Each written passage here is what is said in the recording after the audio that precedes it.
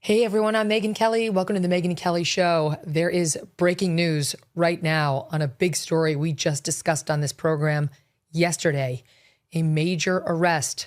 Brian Cole of Virginia is now reportedly in custody for allegedly planting the pipe bombs outside of both the Democratic National Committee headquarters and the Republican National Committee headquarters in Washington, D.C. on the night of January 5th, 2021. Law enforcement activity was seen at what is believed to be his home this morning. We are showing video here on our screen from Fox News, which just shows law enforcement and police tape outside of this home. The arrest comes nearly 5 years after the incident in a high-profile case that has befuddled law enforcement for years. But we don't understand why. We've never understood why this case was so seemingly impossible to crack. It's unclear what exact charges this Brian Cole faces. We're expecting an FBI press conference later this afternoon. We are told it could happen within the hour. We are monitoring it and we'll bring it to you if and when it happens. Here, in the meantime, is the FBI previously explaining what happened when those bombs were placed that night. The suspect's height is approximately 5'7" tall. The suspect wore a face mask, a gray hooded sweatshirt, and black gloves. They used a backpack to transport each of the devices. They were wearing distinctive Nike Air Max Speed Turf shoes, which are black and gray with the yellow Nike logo. Fewer than 25,000 of these shoes were sold between August 2018 and January 2021. The first time the suspect is seen is at approximately 7:34 p.m. at the intersection of 1st Street and North Carolina Avenue Southeast. This footage shows the suspect sitting on the DNC bench before placing the first bomb. Here we see the suspect place the bomb at approximately 7:54 p.m.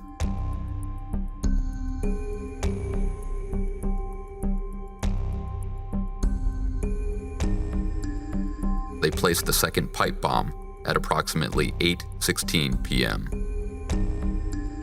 The suspect then turns back onto Rumsey Court, walking east until the person is last seen on camera at approximately 8:18 p.m., wearing the backpack on their shoulders. The bomb is believed to have been placed shortly before this video, based on how the suspect is carrying the backpack. According to the New York Times, the break in the case was not thanks to a new tip or any additional information. I mean, that's remarkable. What they're reporting is that they discovered a new lead within the FBI after reviewing previously compiled investigative files. As the new leadership team there, FBI Director Kash Patel and Deputy Director Dan Bongino, have made solving this case a priority. Dan Bongino, when he was a podcast host, had said for a long, long time that he believed this case was solvable. He also theorized that it might be an inside job by law enforcement, but he'd long been saying this is solvable and had been asking questions about why it hadn't been solved. And now here they are 6 months in power and appearing to have solved it. This is, let's see, from the Washington Post this morning. They give some background saying more about how this is not based on a new breakthrough, but that the FBI sources have been going through the voluminous trove of material, largely collected in 2021 and 2022. They write the suspect's arrest is expected to cause significant embarrassment for the Bureau and the enormous team it assigned to the pipe bomb investigation, the two sources said. Not meaning Kash and Dan's team, meaning the team that was there under previous leadership. Saying the suspect could have been arrested years ago if investigators had earlier connected the dots they already had in hand. This is the Washington Post writing, quote, "This development could also be seen as vindication of Deputy FBI Director Dan Bongino, who has long focused on the pipe bomb case and has urged the Bureau to redouble its efforts to solve it when he took efforts." Wow, that must have been hard for you to write, Carol Lenning. Let's see. Timing of the arrest comes as Kash Patel's under fire. The suspect placed the pipe bombs the night before January 6th. They were discovered 15 hours later on the day of January 6th. But this is one of the largest cases in the Bureau's history. The FBI subpoenaed box store retailers for credit card transaction data to obtain the identities of people who bought the kind of battery connectors they thought were used in the bombs. They were actual bombs. Agents then compared the list of purchasers to the owners of phones located near the DNC and RNC party headquarters around the time of the explosives being planted. They concluded that there was no match. They focused on the clothing of the bomber. They believe they identified the shoe, as you heard in that little soundbite we played. Agents filed subpoenas for credit card receipts from shoe sellers like Foot Locker and others, obtaining a list of about 1,200 sneaker sales. They then compared the credit cards used to those used purchasing bomb components. That's actually good police work from the sound of it. In January, the Bureau released new video of the unidentified suspect. And at that time, they said they'd visited more than 1,200 residences and businesses, conducted more than 1,000 interviews, reviewed approximately 39,000 video files, and assessed more than 600 tips about who may have placed the bombs. Okay, and then they go on from there. It's long been a target of scrutiny by House Republicans who accuse the FBI and Justice Department of failing to investigate it thoroughly. Just to be clear, I just want to, now this is posted, does Carol Lenning still write for WAPO? She's co-authoring this piece with Ken Delaney and under MS Now. So just to be clear, she's with MS Now. Okay, but she was a long-time Washington Post writer. In any event, so that was MS Now that I was quoting from, not WAPO. Forgive me for that. But here's what's interesting about this case, among other things. Since the beginning, the left has been trying to paint this as a Trumper, as a guy who is connected with the J6 riots, that the J6ers meant to sow chaos, and that this was some sort of, Jimmy Kimmel style, some MAGA guy who wanted to unleash hell on Washington, D.C., when MAGA wasn't getting its way on Trump winning. This is back in 2020. And this is unconfirmed, but it was reported by NBC today that this guy may have had links, this guy under arrest now, this Brian Cox, may have arrests. Brian Cole. I said that this morning. Brian Cox is the guest we had on our show 2 days ago talking about the military strike down off our southern border. I almost fell out of my chair when I actually made that mistake in my head. Like, oh my God, what? Sorry, it's not Brian Cox. It's Brian Cole, who's under arrest. Not related to our guest the other day at all. My apologies, Brian. And unconfirmed, we'll find out more. But MSNBC or NBC actually reporting today that there is a suspected link between this guy and Antifa. Now that would be very interesting. Hold your fire on that, because that's only one outlet, and we expect to hear directly from the FBI shortly on whether or not that's true.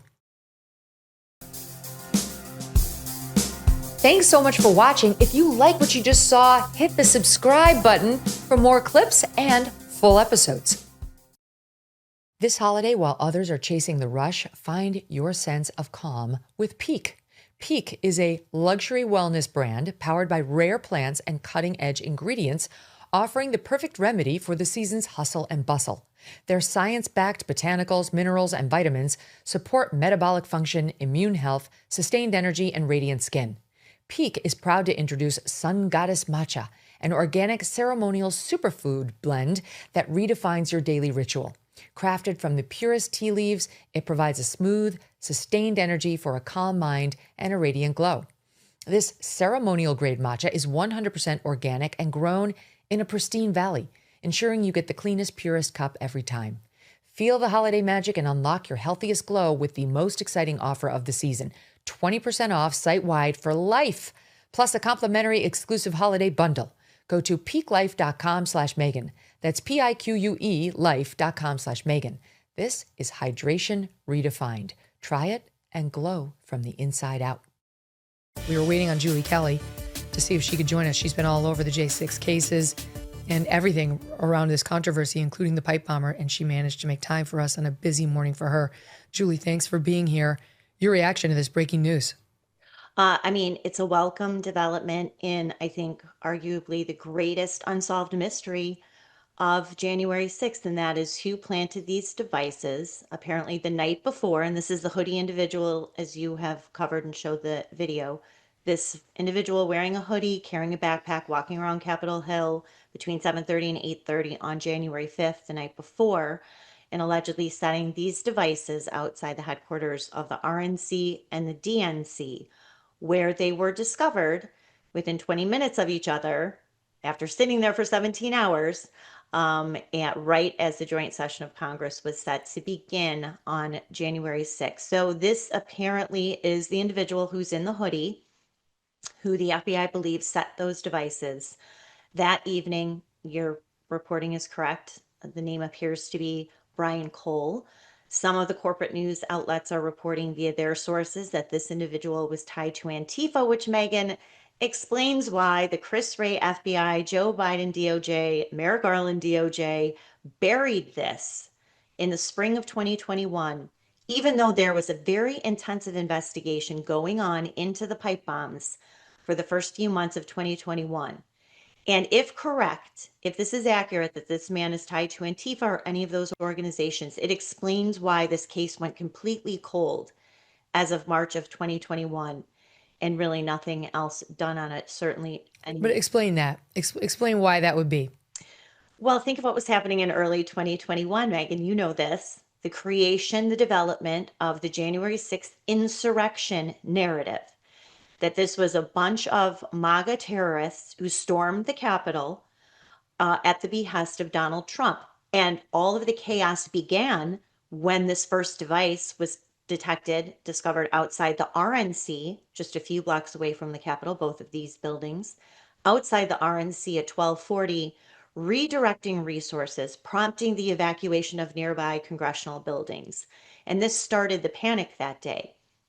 So the pipe bomb was really the beginning of the alleged insurrection. Everyone was led to believe early on that this was a MAGA person. And you had representatives who were posting that early on that day as they were being evacuated. I can't believe we're being evacuated from a pipe bomb set by a Trump supporter. So just imagine if by April of 2021, Chris Wray and Merrick Garland, as they were rounding up J6ers, had to announce that this pipe bomber was someone connected to the left.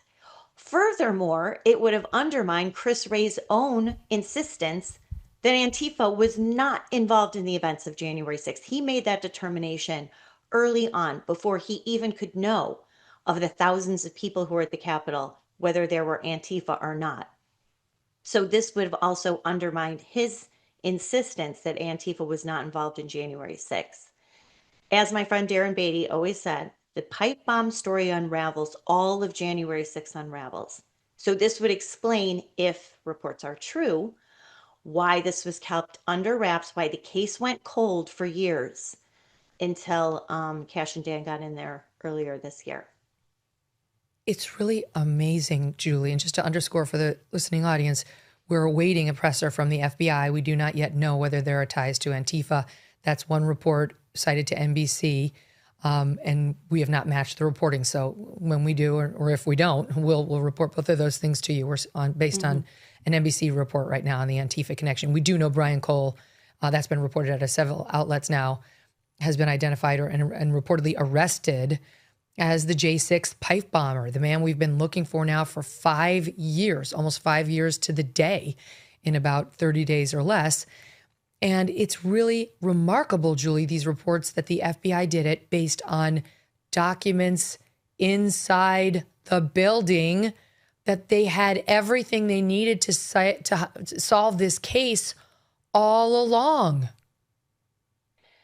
That I'm sure we will find out at 1 o'clock. And also once the indictment is actually posted, we will get more details. And I'm hoping that we will get more answers as to exactly what the FBI has had all along, documents. We know that the FBI early on was trying to track purchases of those very unusual shoes, those Nike shoes. They were trying to find out the brand of the backpack and asking retailers, about sales. This was very intensive. This is not like they just buried it right away.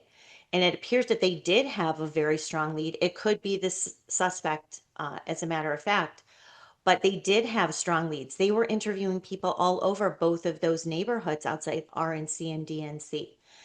So yes, this is why we are hopefully going to get some more responses from the FBI and law enforcement today, that why this has been not just forgotten by the FBI, the Chris Wray FBI. Megyn, the media has ignored this as well. They're forced to cover it today, but they have not covered any of the pipe bomb, any of my reporting, certainly, and other reporting showing, for example, the bomb sniffing canines who we are told missed this device outside of the DNC not once but twice because Kamala Harris was arriving there at about 11:25 that morning. So there's still going to be a lot of questions. We still have to tie together whoever this individual is to the discoveries later that day and how this all came together. It's really hard to believe, and I'm going to keep an open mind. It's hard to believe that this individual did this on his own, that the device sat there for 17 hours before they were miraculously discovered at this perfect timing during. Very interesting. Here's what we know from the Daily Mail, that this Cole is a resident of Woodbridge, Virginia, that he was arrested in the early hours of this morning. The exact charges against him not yet clear. He's expected in court later today, and this comes weeks after the FBI offered a $500,000 reward for leads to identify the suspect. We don't know, though, at this hour, Julie, whether that led to anything. In fact, what we're being told is that there was no new tip. It was based on shoe leather reporting or shoe leather investigation based on what they already had, what had been culled together by previous investigations, we believe. So that's, they've been doing everything they can inside the FBI to amp up the investigation tips on this guy with the reward and so on. Whether they actually got any, we don't know. Let's see. I'm just looking for more on whether, they're saying, this is the Daily Mail, saying sources told MS Now that Cole is believed to be linked to support for anarchist ideologies. He just lives in this quiet Virginia suburb. The heavy police presence outside of his home is what's making headlines right now. And so far, we're not seeing anything about a manifesto, about, him having previous arrests, about weird social media. Normally, all that would have been breaking already. Although, can I tell you, it's very possible that the FBI has had a few days to scrub anything that they don't want out there immediately from the internet, as law enforcement typically does.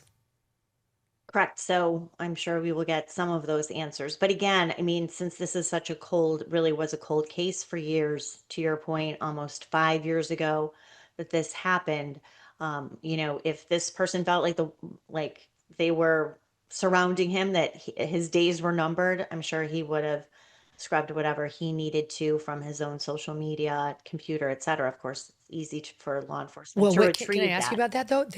That there's been not a hint that an arrest was coming in this case. We had the Blaze report, which we just discussed on Kelly's Court yesterday, on saying it was a woman. It was a female law enforcement agent, retired. And we just discussed whether the Blaze is going to get sued by that woman who, according to CBS, has an alibi showing her on camera with her puppies during the hour that those bombs were placed on J5. Mm-hmm.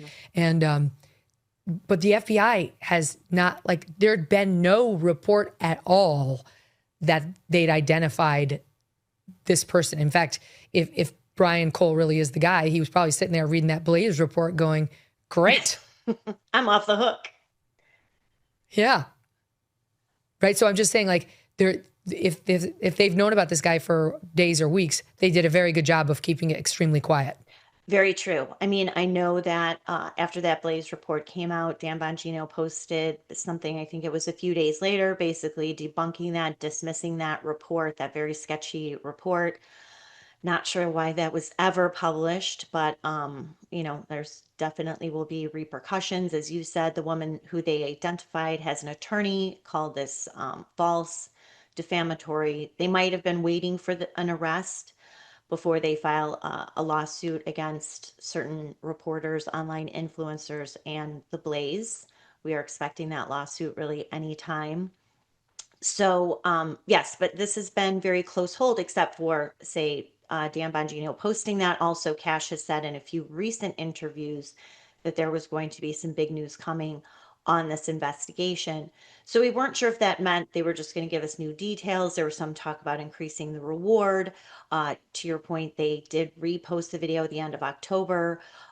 and added some new footage, apparently. So we know that this has been a top priority. We know that it has been a focus. But yes, I think it came to a lot of people as a surprise today that there was an arrest made. Yeah. Now, the New York Post, giving his full name, is Brian Cole Jr., age 30, of Woodbridge, Virginia. He's age 30 now. 30 years old. So he would have been, Okay, yeah. 25, 26 then, when the pipe bomb was planted. This is crazy. I'm sure they know a lot about this guy at this point. I'm sure he had quite a morning, this Brian Cole. And better pray to God that he's got some sort of airtight alibi if he wants to get out of this. This is a crazy development today. Again, now almost 5 years to the day, right? 5, yeah. After this whole thing went down. There's the New York Post reporting out that they had Congress had just prepared this report assessing that, quote, little meaningful progress had been made in the pipe bomb investigation, and charging that the feds had refused to provide substantive updates to Congress. So there's been frustration on Capitol Hill about nothing being done in this investigation, and now we have left to ask ourselves, why? When we learn more about this Brian Cole, will the answer provide itself? Thank you so much. You're one of the best, Julie. You are the best on this subject. Nobody has matched your reporting from the beginning. You've never lost interest in it. People have mocked you. They've tried to diminish you. You've been right about it all. Intrepid reporting. Thank you, my friend. Thank you, my friend. Thanks for covering all of this. I appreciate it.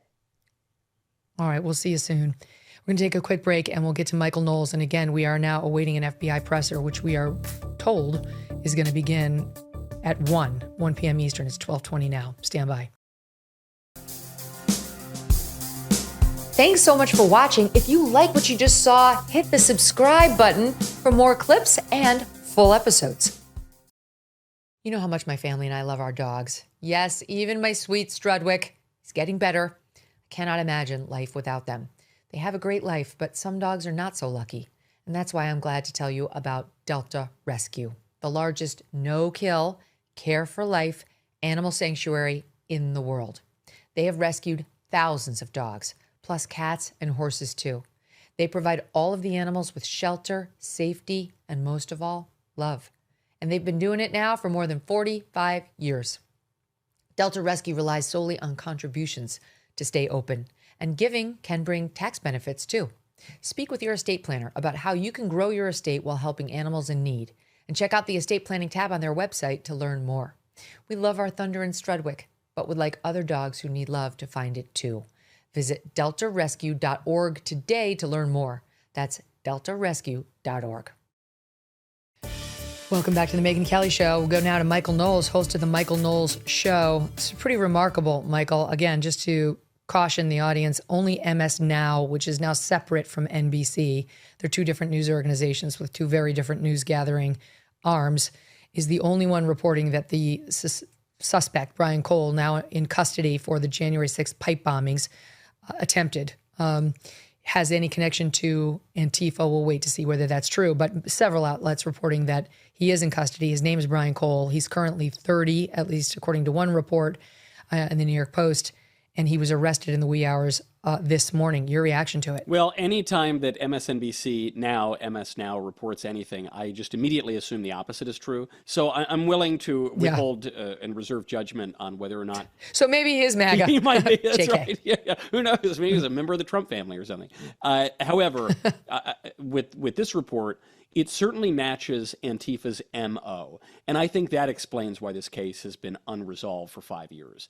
Because I think even the left would have to admit in moments of candor that pipe bombs are not generally the instruments of the American right. So from what little we knew about this pipe bomber, the evidence pointed to his being on the left, or who knows, maybe part of some grander conspiracy. But he probably wasn't wearing a MAGA hat. And so you have to ask yourself, especially with this key bit of information, that there was no new lead that led to his arrest. It was actually an old lead that Kash Patel and Dan Bongino just followed up on. You say, why did the left why did the DOJ and the FBI under Joe Biden, that is to say the left, why didn't they pursue this for 5 years? And the answer is simple. Because every little granny who was wearing a MAGA hat taking pictures in the foyer of the Capitol on January 6th, the supposedly worst day in American history, every single one of them was a Trump supporter. And so to go in there, arrest every single one of them, put them in solitary confinement for 2 years, 3 years, that made perfect political sense for the left. When it comes to the pipe bomber, it was far less clear who this person was, and it was much more likely that it was going to be a person on the left, and so they just didn't care. January 6th, so-called, was a political persecution from beginning to end, soup to nuts. Even the way that it was discussed as the worst attack in our nation's history, and certainly the worst attack on the Capitol, is preposterous, because we know there were at least 4 other violent attacks on the Capitol that involved shooting and blowing stuff up. Going back to 1915, you had a left-wing anti-capitalist Harvard professor blew up part of the Senate. You had Puerto Rican nationalists in the 50s shoot up the House. You had the Weather Underground in 1970s also set off an explosive. And you had a Maoist group in the 1980s also set off an explosive. All of those groups were on the left.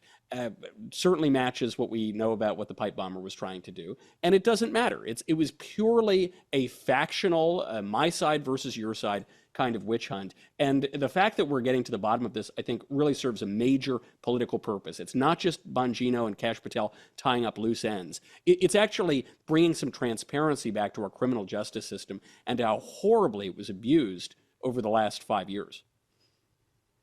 I mean, it's going to be really interesting to hear this guy's bio. You know, I just feel like it's going to be so illuminating to hear, because I would love to believe that even the Joe Biden FBI would not willingly hide the fact that they had identified the J6 bomber just because he was Antifa or he was linked with some more left-wing group. I would love to believe that they would never do that, but I don't trust that FBI at all, at all. And most Americans who've been paying attention to them over the past couple of years don't either. I mean, it was a political operation. You know, it was the same group that was texting, "We have a plan to stop Trump. We won't let it happen." You know, it's like Peter Strzok and Lisa Page. Like, that's who the FBI has been for many years now. So it's really hard to give them all benefits of the doubt that we might have some 15, 20 years ago. So I have no idea what they're about to tell us. Like, that's the big challenge to Kash and Dan, and going in there trying to get this ship righted. And you're seeing the hit pieces on them drop even this week, Michael. There's this, you know, former and current group of FBI agents that was going to report to Congress this week on how rudderless the FBI is and how bad it is and how it's not going to get anything done. Meanwhile, their arrests are up of violent felons, of gang members, of child predators, recovery of missing children, sex traffickers, like you name it. They actually really are getting things done. The one stat that jumped out at me was they've already arrested 4 people on the 10 most wanted list in their 6 months in office. Joe Biden's FBI under Chris Wray arrested 4 people on the 10 most wanted over 4 years. They did that. So it's just, they are getting things done, but the old guard is still in there. They don't like the new leadership. They think they're crass. They think they're brash. They're mad that they didn't come up in the FBI. Bongino has a law enforcement background and Kash has an intel background. So they are of law enforcement, but not FBIers, you know, not agents. And this is part of what they've been up against since the moment they walked in the front door. Yes. Look, obviously the DOJ and the FBI have been corrupt for a very long time, not just going back to Biden, but going back to Obama. You know, Barack Obama sicking the government agencies on his enemies too. I want to make clear that Joe Biden does not, and his DOJ, do not need to have actively covered up who the pipe bomber was in order to be guilty here of corruption. Because, look, I grant you, Megyn, the same FBI that was arresting pro-life grannies for praying and that was infiltrating and spying on Catholic churches, yeah, they might have just covered up the person that they thought was the pipe bomber. But it also might have just been malign neglect not benign neglect, but malign neglect. It might have just been the case that they knew, okay, if we prosecute all of these people taking pictures in the Capitol on January 6th, we're going to get 100 out of 100 MAGA people. And the pipe bomber, we just don't know, and we don't want to find out. And it doesn't matter. The bomb didn't go off. It doesn't help our political persecution. So you know what? We're just going to look the other way. We're going to ignore leads that come in. And who knows, if a Republican gets elected in 4 or 5 years, then I guess maybe they can uncover some of those leads. It looks like that's exactly what Kash Patel and Dan Bongino have done. I mean, I want to know more details about the guy. I want to know, is he in some protected class? Is there, some other reason why they might not have zeroed in on him? We're going to find out very, very soon. And look, right now, congrats to the FBI on making this arrest. Let's hope it's the right guy. Let's hope we get a confession and the people are spared too much drama around this. We're going to put a pin in that as we await the FBI presser because there's no new information as it comes in. Believe me, my team is scouring the internet for any updates, mugshots, etc., and we will bring it to you. But for now, let's get in some other news because if this really happens at 1, we'll probably be all pipe bomber at that point forward. The big story in the news this week has been something similar happening at the Pentagon, like an attempt by people who never wanted this leader to take him down. Now, there definitely are people inside the Pentagon who hate Pete, didn't want Pete and want him gone and did from day one. But it's also very much on the outside with these lawmakers who can't stand him, these Democrats who can't stand him. And now it's devolved into them accusing him of war crimes based on inaccurate, incomplete information, which by the day gets better for the Pentagon, not for his detractors. It started last Friday when the Washington Post all but accused him of a war crime. Seth Moulton, citing this Democrat from Massachusetts, saying someone's going to jail for murder or a war crime. You mark my words, one of these people's going to jail. Okay. Because they said that they bombed a ship coming to America from south of the border carrying drugs, and that 2 people were clinging to the side of the boat, having survived the first strike, and they were devastated to see this because they wanted everybody to be dead. And Pete Hegseth gave the oral order to kill the people and drop a second strike to kill them. Well, that didn't turn out to be true. Most people agreed that could potentially be a war crime, but there actually was ambiguity around it depending on the circumstances. But that's not even what happened. Pete Hegseth, now we know, did not give any second order. He only gave an initial order to take out the boat. And now we're hearing that the boat was not destroyed after the first strike. It was only disabled, and that it was in enough of good shape that these 2 survivors were on there reportedly using a radio to contact other narco boats in the water. And listen to how Martha Raddatz reported exactly that. Tonight, new information. According to a source familiar with the incident, the 2 survivors climbed back onto the boat after the initial strike. They were believed to be potentially in communication with others and salvaging some of the drugs. Because of that, it was determined they were still in the fight and valid targets. A JAG officer was also giving legal advice. So again, David, that video will be key, and Admiral Bradley will be on the Hill tomorrow. I mean, for ABC News to have to come out and say it, Michael, really must have hurt. And it's not just them. You've got the Wall Street Journal now reporting, citing 3 Pentagon officials, that surveillance video of the operation did not reveal 2 survivors until an hour after the initial hit, after Hegseth said he stopped monitoring the video feed altogether. And here's what Martha said. Tonight, new information. According to a source familiar with the incident, the 2 survivors climbed back onto the boat after the initial strike. They were believed to be potentially in communication with others and salvaging some of the drugs. Because of that, it was determined that they were still in the fight, which is a military term of art, and valid targets. A JAG officer, meaning Judge Advocate General, a naval law lawyer, was also giving legal advice in the moment. And ABC said the source said the pair of survivors were later killed in a second strike because they were deemed to, quote, be still in the fight because they were in comms with other vessels nearby and were gathering some of the cargo of drugs that the boat had been carrying. Brian L. Cox, who was on this show 2 days ago, Cornell law professor and 22-year service member, now retired, said hat tip to the journalistic reference to Still in the Fight, which in legal terms is the opposite of hors de combat, which is the term meaning like out of the fight. It's like you've been shipwrecked, you're out of the fight, and you can't be targeted.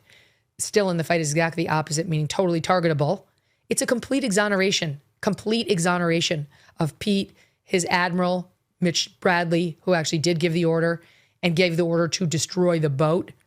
And let me just show you the narrative that's out there that has been proven completely wrong. We'll wait for them to correct the record and apologize to the Pentagon and the military leaders they unfairly besmirched. Watch. There is no lawyer that I'm aware of who indicates that second strike is not a war crime. These were individuals in the water who were wounded. As far as I'm concerned, there is a war crime involved here. He's, violated, he has committed war crimes. If the facts are as have been alleged, that there was a second strike specifically to kill the survivors in the water, that's a stone cold war crime. It's the United States of America on our behalf, on your and my behalf, killing two individuals who were unarmed. And that's just shocking. Then this is clearly a war crime. You do not execute survivors who are no longer a threat. Everybody understands that. Pete Hegseth has to go. He has to resign. He is a walking, talking national security embarrassment. I think that Pete Hegseth clearly ordered the code red here. Yeah. And I also think that would be a war crime. I think he must resign. Sonny Hostin, Rachel Maddow, there was Congressman Adam Smith before them.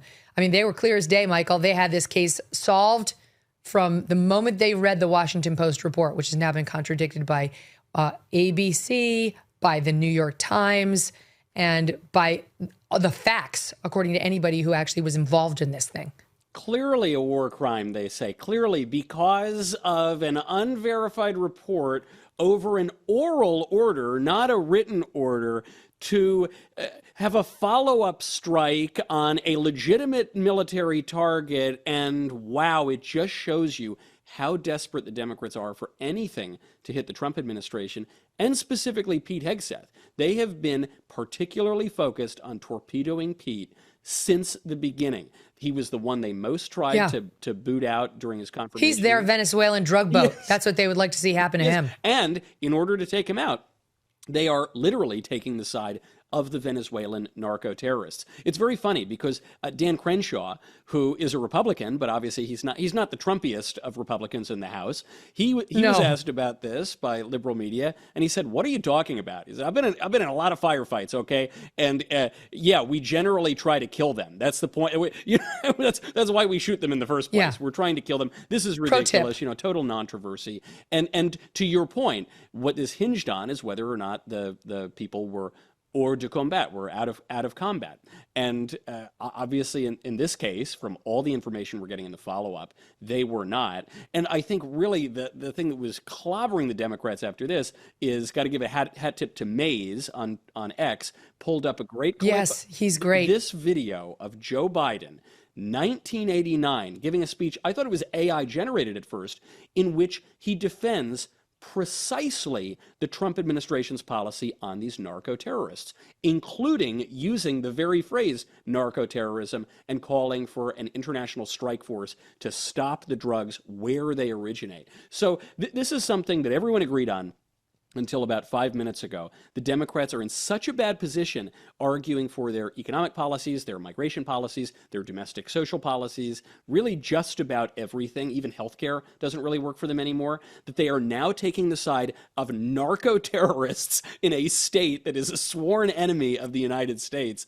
And even that they can't do right. It really is incredible, and how much they have attacked poor Pete Hegseth for something he didn't do at all, and also Admiral Bradley. Here's the Mays posting with Joe Biden yesterday. I'll just read a transcript of what Biden says in part. He says, "Let's go after the drug lords where they live with an international strike force. There must be no safe haven for these narco-terrorists, and they must know it." That was him finding Joe Biden back in 1989, saying exactly that in a televised message from the Democrat Party, calling on President H.W. Bush to do more to stop the flow of drugs into the country.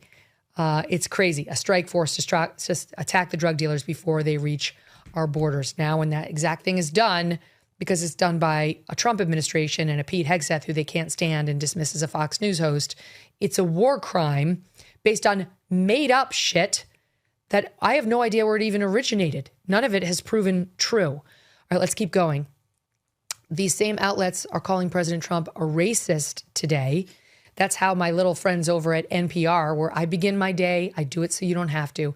Every day, I listen to their terrible morning podcast. It's full of lies. They hate Trump.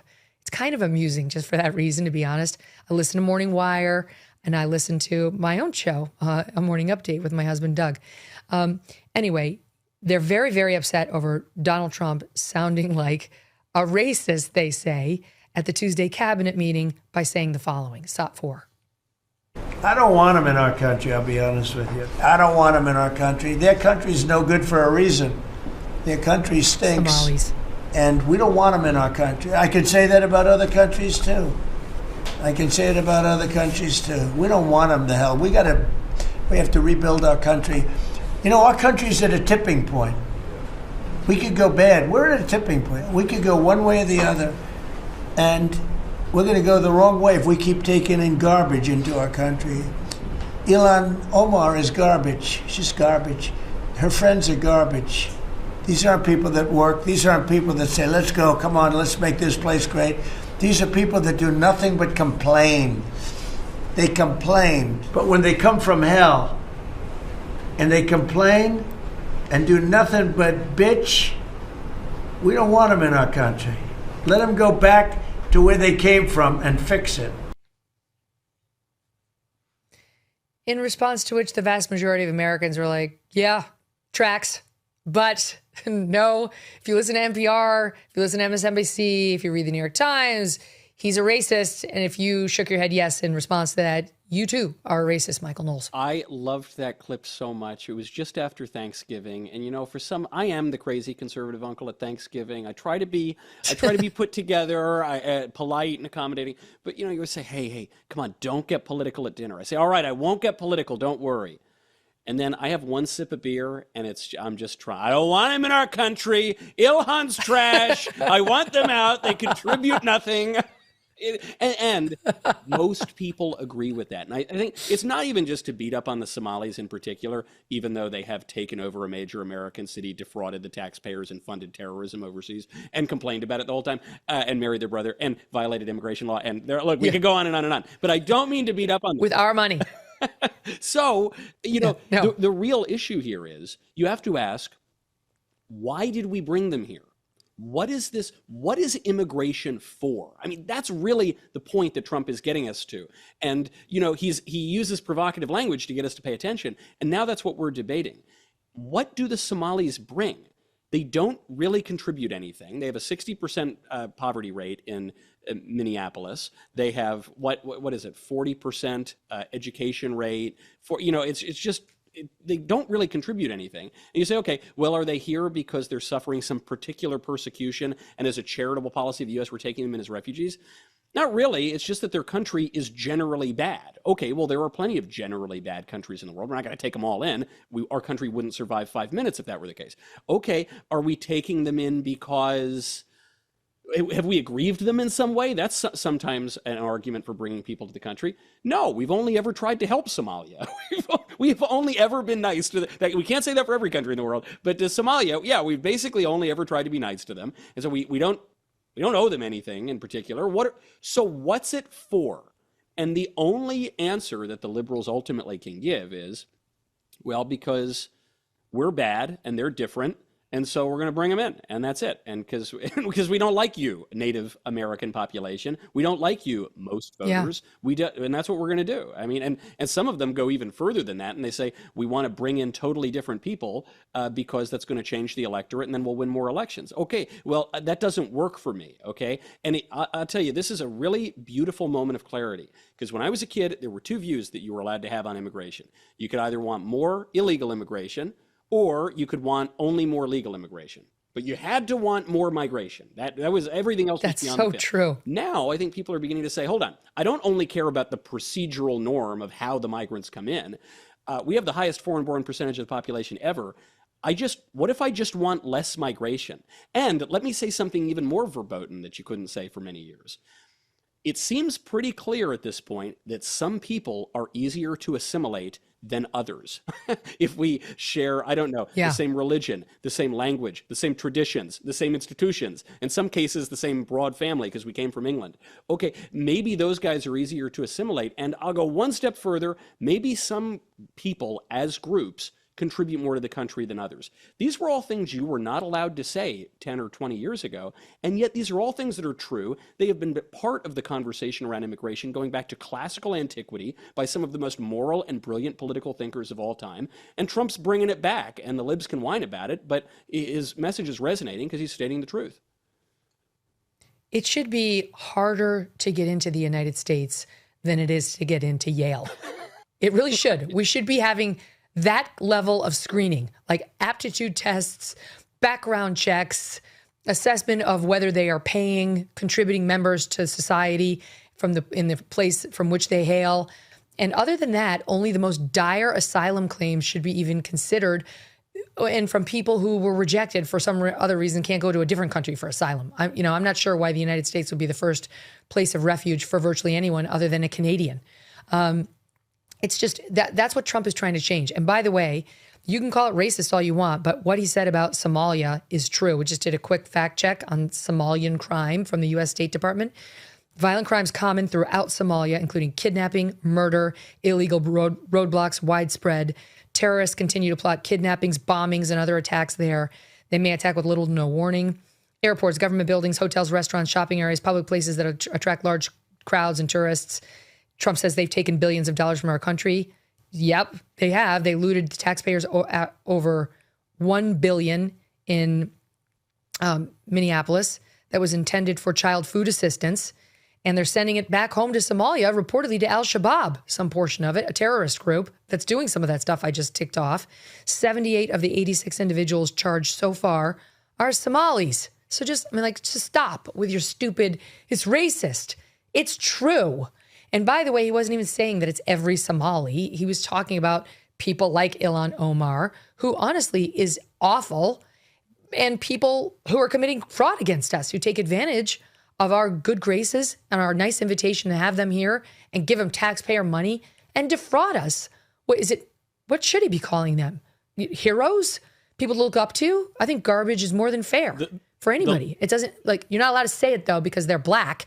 And under New York Times and NPR rules, they can't be criticized. Well, in that case, then I'll turn our attention to people who are not black but only slightly brown, because I think it clarifies it too. When J.D. Vance was doing that famous interview in which he was arguing over importing Afghanis, and the liberal interviewer kept giving all of these justifications for doing it. And he said, look, frankly, Margaret, I don't care. I don't want these people in my country. And he was truly the voice of the American people in particular at that moment. And he was ultimately tragically proven right just the day before Thanksgiving when the Afghan supposed refugees and allies shot two of our National Guardsmen. J.D. Vance was just reacting to the fact that our supposed Afghan allies and refugees plotted a terror attack on Election Day of 2024. And so you can give all of the justifications in the world, dubious though they may be, on why we really must to bring in Afghanis and Somalis and people who are very, very difficult to assimilate from third world dangerous places who pose a real threat to the American political order and to Americans in a very direct way. You can come up with all those rationalizations you want, but frankly, Margaret, we don't care. We don't want those people in the country. We're Americans, and we have a right to our own country. We're supposedly a self-government here. I think, don't you guys always exalt our sacred democracy and how, well, look, if we don't have a right to determine who comes in, who milks the taxpayer money, hitting the dole and welfare, who ultimately get on the voter rolls, and certainly whose children get on the voter rolls, and who fundamentally transform our government and our political society, then you know what? We don't have a country, and we don't have a democracy. We don't have anything like it. So you can come up with all the explanations you want as to how Somalia is so great and it's just been misunderstood for eternity. But frankly, Margaret, we don't care. And that message is the one that's going to resonate. Frankly, Margaret, we don't give a damn. Back to the bombing of that drug vessel that came in. They're having a hearing on it right now with Admiral Bradley, the guy who gave the order, and Dan Raisin Kane, chairman of the Joint Chiefs. Listen to what Senator Tom Cotton just says after having seen the video of the actual strike, the whole thing. Watch. Senator, you said that the strikes were righteous, that there were 4 of them. Would you have taken the same shot if you were in that position? If I was Admiral Bradley and I'd been delegated authority, absolutely. And I'd do it again. Was there more than 4 shots? No, there's 4. Absolutely. He said, I'd do it again. He expanded, saying the boat strikes were entirely lawful. He would have conducted the second strike. The targets were not non-combatants, meaning they were combatants. And he said Admiral Bradley denied that there was any kill them all order given by Pete Hegseth. The entire narrative pushed by WAPO has fallen apart. Hold it there, Michael. We're back in just a couple minutes. We'll see what's happening at FBI, and I'm going to take a quick break. You know about FOMO, right? Fear of missing out. But listen up. Don't miss out on protecting your future. For around the same price per month as one of your streaming services, you can break the FOMO cycle and secure your family's future by finding life insurance at SelectQuote.com. SelectQuote takes the guesswork out of finding the right life insurance policy. You don't have to sort through dozens of confusing options on your own. Instead, one of their licensed agents will find the right policy at the right price for you, comparing prices from most trusted insurance companies to find a policy that fits your health, your lifestyle, and your budget. And they work for you for free. Life insurance is never cheaper than it is today. Get the right life insurance for you for less and save more than 50%, 50, at SelectQuote.com/Megyn. Save more than 50% on term life insurance at SelectQuote.com/Megyn today to get started. Grand Canyon University, an affordable, private Christian university based in beautiful Phoenix, Arizona, is one of the largest universities in the country. Praised for its culture of community and impact, GCU integrates the free market system, a welcoming Christian worldview, and free and open discourse into more than 360 academic programs, including more than 300 online. Join a nationwide community of learners, redefining what online education looks like through academically rigorous and industry-driven programs that can spark bold ideas and prepare you for a future that matters. In addition to federal grants and aid, GCU's online students received nearly $161 million in institutional scholarships in 2024. Find your purpose at Grand Canyon University. Private, Christian, affordable. Visit gcu.edu/myoffer to see the scholarships you may qualify for. Welcome back to the Megyn Kelly Show. We are back with Michael Knowles of the Daily Wire's Michael Knowles Show. And still awaiting now, we are told that they are on track for this 1 p.m. presser. It's 1 p.m. exactly now, East Coast time, on the arrest of the January 6th accused pipe bomber, who's now in custody, named by several outlets as Brian Cole.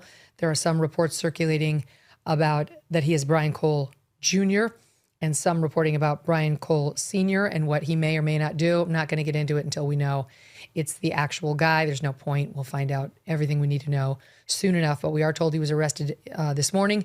He's in custody, and police are now on the scene. We just got video in of search dogs roaming around the back of Brian Cole, the accused, of his property. We're showing it here. This is actually from Fox News, where you can see not much, really. It's an aerial shot through the top of trees down into what looks like a modest backyard, a small patio. Maybe if you zoom in there, you can see dogs. I don't. Oh, yeah. I guess I see one. I see people. Maybe people and dogs, according to my producer. There are both.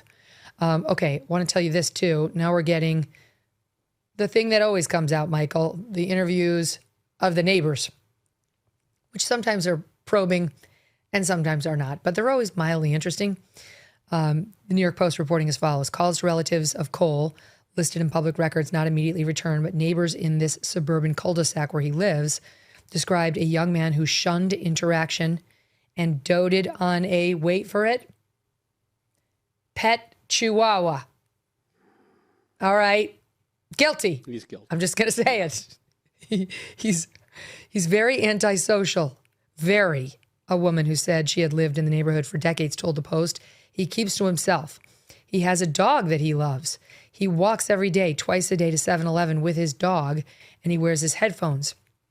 He seemed very quiet. He would never make eye contact, almost like he just didn't see you, added a second neighbor, a man who noted that Cole would, quote, wear shorts all winter long. Well, so does my Thatcher, who's 12. That doesn't mean you're a bomber. And likes red Crocs. I'm pretty shocked, said this neighbor, who lived in the area for 7 years. This is a very uncommonly friendly and neighborly place to live. The second neighbor said he doubted that Cole was the person recorded planning the bombs, claiming the suspect has, quote, uncommonly short legs. And a simple gait analysis could rule him out or confirm him as the culprit. Now, don't be too sure of that, because that's what the Blaze used in order to accuse some woman of being the perp. And it appears, according to this FBI, that gait analysis is not all that accurate, because theirs said it was something like a 96% chance it was the actual bomber. Now being told that's not true by the FBI. So you always get the details.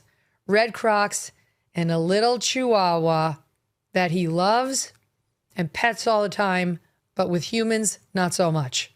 It's always the quiet ones, Megyn. You know, this reminds me, I react to so many news stories this way.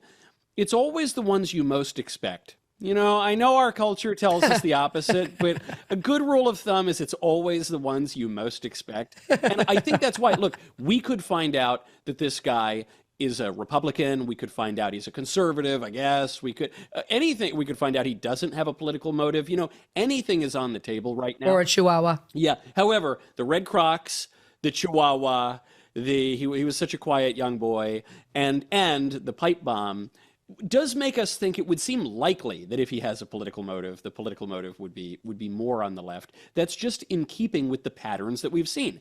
And patterns don't, predict everything, but they're rules for a reason, and exceptions prove rules.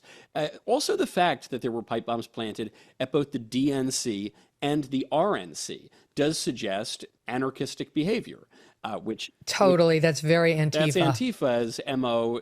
Without question. And so we don't know if he was a quiet guy, if he wasn't particularly social, then one wonders if there's going to be a heavily online aspect to his radicalization, to his planning. That is also usually the case in left-wing terrorism.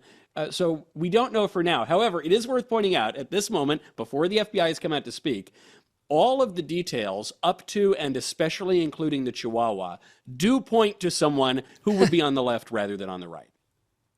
My friends listening to this who have Chihuahuas are writing in right now upset. We forgive you and we don't believe you bombed anything. Okay, let's keep going. There's so much news. Let's go back to Ilhan Omar, okay, because there's more on her and Trump's comments. Just wanted to get a couple of these in. Terry Moran, who's now departed from ABC, he's very upset. He's one of the people who thinks Trump has been smearing the Somalis unfairly. Just want to give you some color on it. Here's Tot 6. First, it's a stupid thing to say. There are about 200,000 Somali Americans, refugees, immigrants, and American-born kids, too. And they came here because they believe that America keeps her promise, that this land is big enough and brave enough to offer safety and dignity and upward mobility to hard workers and big dreamers from around the world. Somali Americans are working hard. They're starting businesses, paying taxes, raising families. Second, presidents should not talk like that. No decent person should call any other human being garbage. But Trump does it, not just because he is that kind of man, but for political reasons. He wants to drag people down to his level, give them permission to become the worst version of themselves, and join him in remaking our country in his image. Okay, Terry, thanks a lot. We appreciate that. He thinks President Trump is out of line and is very angry about it, Michael. Thoughts? Listen, Terry, Ilhan Omar is not going to marry you, bro, because she married her bro. So she's not going to marry you. It's not going to happen. Speaking of garbage, we can say about arguments that if you put garbage in, you're going to get garbage out. If you're going to have garbage for your premises, you're going to have some garbage conclusions. And his premises are just totally off. He says that Somalis are hardworking. They're not. They're just not. I'm not saying there isn't a Somali who is a hard worker, but as a group, they're not hardworking. He says that they pay their taxes. They don't really. They're not net contributors to the government in any way. They're largely on welfare. The vast majority of them in these American enclaves are in poverty, and they just don't contribute. And now there's been this massive scandal where they were actually defrauding the government. So no, none of that is true. But then the broader premise on America is also wrong. It says they've come here because they believe that America is going to live up to the promise that if you're a hard worker from anywhere in the world, you can come here. That's not the promise. That's never been the promise. I don't know where you got that idea that America said, we don't have borders, everyone from around the world should come here. That isn't true. The country was founded a long, long time ago. It was founded by some people on the Mayflower, which is a great cigar company, by the way, and they came here in 1620. They came to Jamestown actually a little earlier than that, and they said that some people can come here. But you got to believe certain things. You got to have certain disciplines. You got to kind of fit in a little bit. And then when we had the American Revolution, they actually said that. Just to be clear, they actually said that exact thing. They worried about people who would not assimilate being let in. They did not want that. Keep going. This is why we had like basically no Muslims in America until recent decades. And this no knock on Islam even generally. It's just not how the country worked. I mean, it's just a fact. They don't want us either. Right. This is just a fact of history, okay? The only American engagement with Islam before recent decades was really in the Barbary Wars when we were making war on them because the Muslims kept imprisoning and enslaving our sailors. So fast forward to the American Revolution. In the decades after the American Revolution, we severely restricted immigration. Then you move into the middle of the 19th century. We opened up immigration a little bit, but it was still relatively restrictive and assimilation was difficult. Now it is true, by the end of the 19th century into the early 20th century, we loosened up immigration considerably and it caused a ton of problems. So many problems that in the 1920s, we greatly restricted immigration again. And that was the status quo until the 1960s when the Democrats opened the floodgates. And in that, even more recent years, then the Democrats opened up illegal immigration and imported millions and millions of people. So even the claim that America is a nation of immigrants, that's not true. And you'll notice that whenever you ask for evidence on this, they don't point to the Constitution, they don't point to the Naturalization Acts, they don't point to any actual parts of American history. They point to this stupid poem on the base of the Statue of Liberty written by a socialist that says, give us your poor huddled masses. That does not have the weight of federal law, first of all. Like dumb socialist poems are not the Constitution. And two, that doesn't even actually describe the American tradition on immigration. We've been by far the most generous nation in the history of the world when it comes to immigration, but there are limits, and I think history and the American tradition should be able to weigh in on it more than the bloviations of Terry or whoever that guy was. I think less about the poem by the socialist and more about that brilliant sage, Homer Simpson, who in one of the episodes held up a sign, Norma Ray style, that read, "Go home, the country's full." That's really where we are today. As all matters, Homer Simpson has solved it. Brevity is Terry the soul Moran, of wit, as the bard tells us. That's right. So he thinks that Trump is hateful. I mean, he just got booted from ABC for pretending to be objective when he's not. It was shortly after he posted this tweet about Stephen Miller in June. The thing about Stephen Miller is not that he's the brains behind Trumpism, though he is, but that's not what's interesting about him. It's not his brains, it's bile. He's a man who's richly endowed with the capacity for hatred, a world-class hater. You can see this just by looking at him because you can see that his hatreds are his spiritual nourishment. He eats his hate. This is an objective news reporter, allegedly. Trump is a world-class hater, but his hatred is only a means to an end, and that end is his own glorification. That is his spiritual nourishment. So no surprise he's at it again, trying to rip on these people. Now, you made some interesting points about immigration and what the founders envisioned.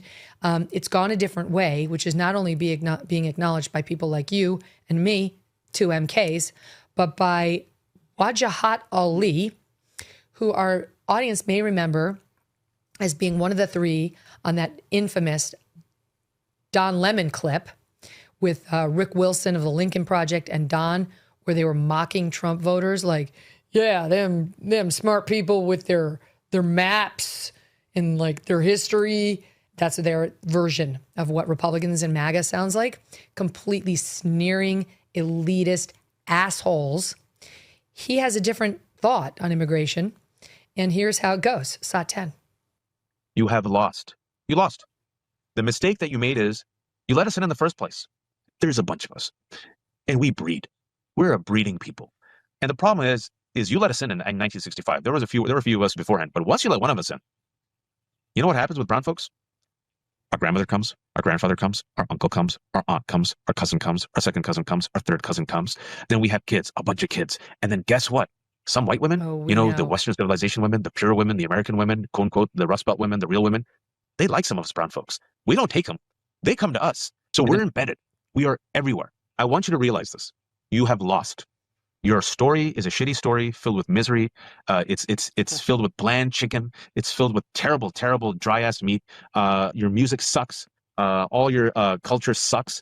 Nobody. That's why the kids like listen to black people and their music. That's why the kids love Latinos. Your parties suck because they're monochromatic. Our parties have better food, better music, better looking women. Then get out and go back to Pakistan since you seem to love it so much. No one will miss you. This is the son of two Pakistani Muslim immigrants. He was born and raised in the San Francisco Bay Area. He studied at University of California, Berkeley. He got a law degree from the University of California, Davis. He's written for the New York Times, the Washington Post, the Atlantic, CNN as an opinion contributor. And that's his thanks to this country that has given him so much, given him his world-class education, put him on TV. Obviously, he's a man of means, is to tell us we Americans actually suck. Our country sucks. Our culture sucks. We can't cook. He wants to take our women, the white women, is that what he means? And make them what? Like they want to use the white women to make more little Pakistanis. Okay, great. See how that works out for you. Wajahat. And by the way, his parents are a couple of hot messes. I had it in front of me the other day, but they're ex-cons. I'm going to get my facts, but they're ex-cons and they're deeply troubled. Hold on, here it is. This is what he comes from. This guy who wants to judge the rest of us as like cultureless and problematic. Stand by, I'll get it. Soon after 9/11, his parents, who sold academic software, were arrested and imprisoned for mail fraud, wire fraud, and other counts as part of a large Microsoft anti-piracy criminal indictment. They spent nearly 5 years in prison. What does he say about it now? He says they were targeted for being brown, Michael Knowles. They had a trial. They went to prison for 5 years, and he wants to say it's down to skin color. And you know what that gets you? A job at the Times and an opinion writing gig at CNN. I find the clip delightful for this reason, Megyn, actually, because the words, they got clipped out. Obviously, it's a much, much longer clip, so you only heard the highlights. But he says white people, you lost. And we brown people won. That's always the framing here. That's why he's talking about the white women and the brown people. He says we Pakistanis were a breeding people, which if we were to be specific, we would probably have to say inbreeding people because of the extraordinarily high rates of cousin marriage. Though maybe that's a conversation for another time. In any case, it's a thing.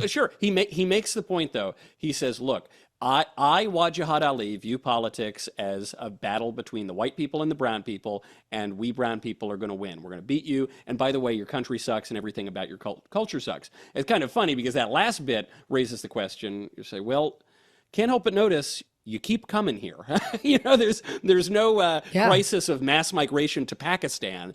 It all seems to be going in the other direction. Maybe it's our forks. Yeah. Is that what you're, perhaps you're really loving our utensil use? I get it. Our working toilets. I understand. It's very tempting. That would lure me out of a country too. What I love, most about the clip, Megyn, is the fact that you mentioned earlier.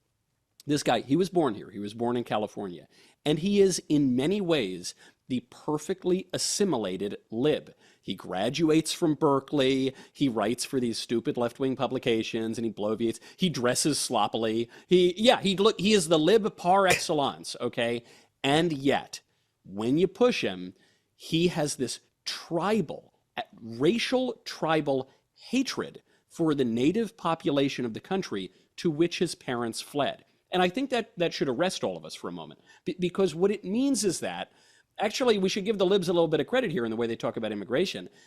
It means that heritage is an important aspect of identity. And I think that's true. My great-grandparents, great-great-grandparents came from Italy, and that does affect me a little bit. I do feel a little bit Italian, don't I? My great-great-great-great-great-great-grandparents came on the Mayflower and named a whole cigar company after it. That does affect me in some way. When black people sometimes say that they have difficulties with America because their ancestors were brought in chains, in a way, I kind of sympathize with that. It's not an excuse for living a bad life today, but I kind of sympathize. And what Wajahat Ali is saying is, you can be the most assimilated lib in the world, but when push comes to shove, at least on the left, these tribal anxieties are gonna reassert themselves, and that means that the old view of immigration is vindicated, which is that, identity is really complex. And when you do take immigrants in, you got to be really cautious about it. And you have to have, in the best of circumstances, all of the tools in place for people to assimilate. I think it's possible to assimilate. I don't think assimilation is necessarily always harmful. Ruth assimilates. She goes from being a Moabite to an Israelite, and she's in the genealogy of Christ. So I think it can happen, but you have to do it in a really careful, cautious way. And when the people like Wajahat Ali come out and tell you exactly what they believe and exactly who they are, we should listen to them. We say, you know what, Wajahat, you're totally right about immigration. I guess it's time for us to stop it. Yeah.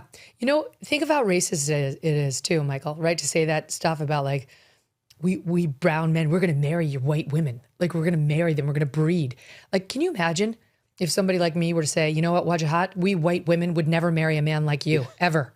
We're not going to marry the brown men from Pakistan. We're only going to reproduce with white Americans, native born. That's it. Because we don't want to make mixed babies. Can you imagine what he would do with that? What the left would do with that? It would be obviously racist. Everyone would be able to hear how racist it was.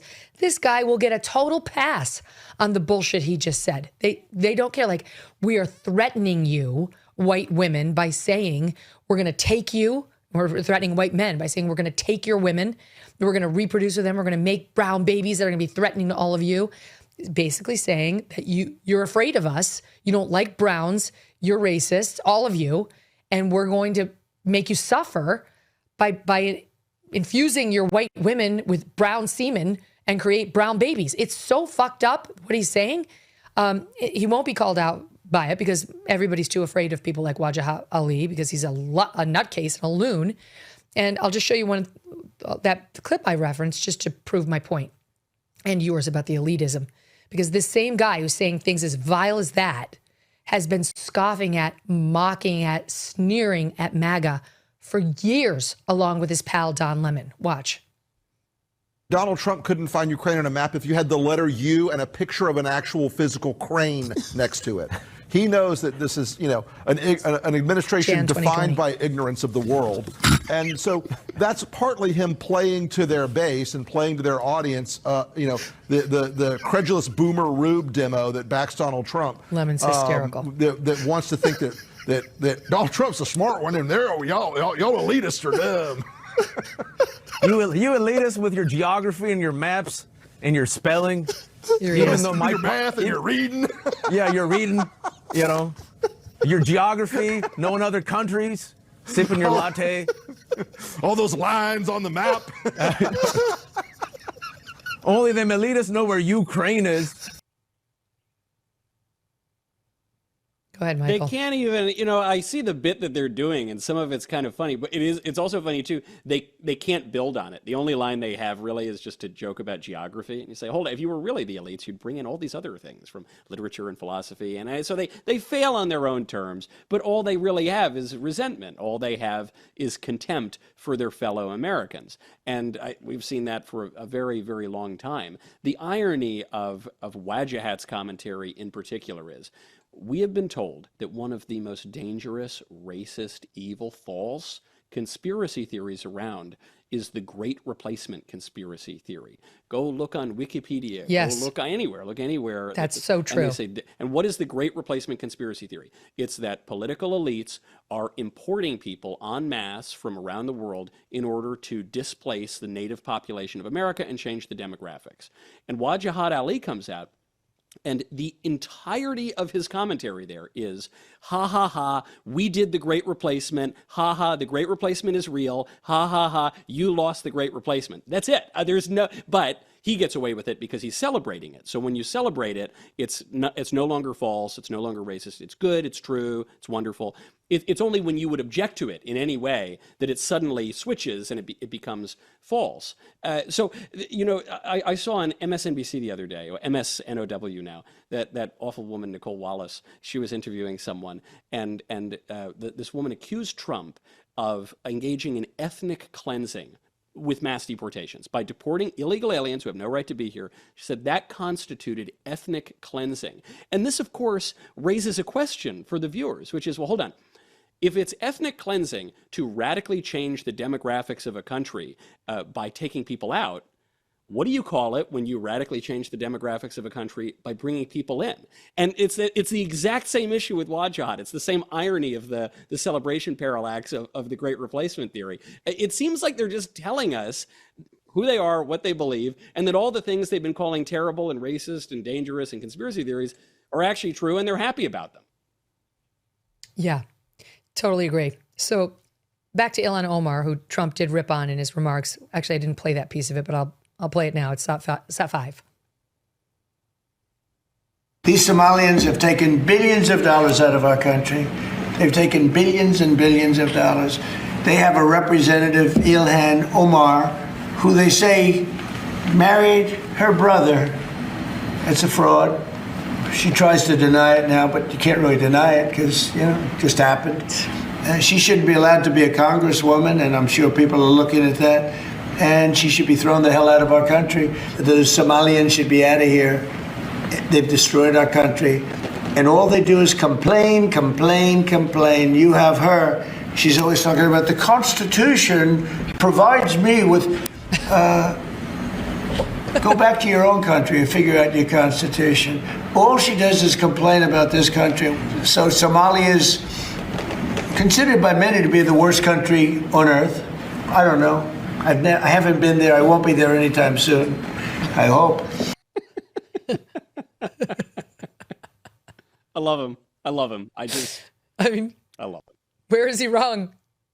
Truly, where is he wrong? She did marry her brother, by the way. It hasn't been confirmed, but there's been a reporting that they went in depth on this and could not disprove it. That, if memory serves, was the Minneapolis Star-Tribune, which is a far-left newspaper, which would have had every incentive to disprove it if they could. They could not disprove it. If you wanted to disprove that I married my brother, it would be very easy. It would take you about 30 seconds.